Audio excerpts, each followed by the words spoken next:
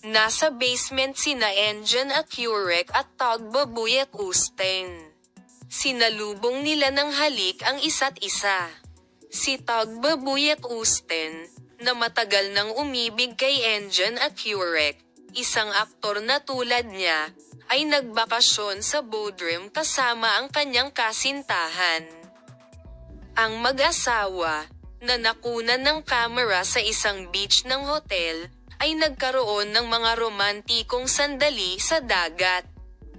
Matagal nang engaged ang mag-asawang aktor na sina Engin Akurek at Tagbabuyat Usten.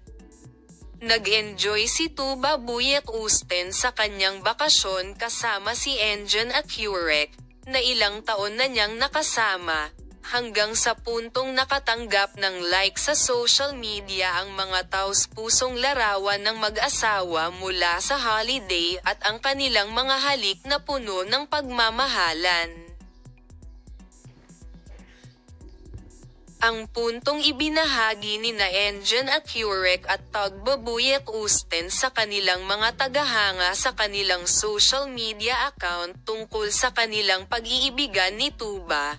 Ang punto kung saan sina Engin Akurek at Tagbabuyat Usten, na nagpapatuloy ang masayang relasyon, ay nagpanibago sa kanilang pagmamahalan sa Bodrum. Ang magkasintahan ay nahuli sa isang hotel sa Dovecote noong isang araw.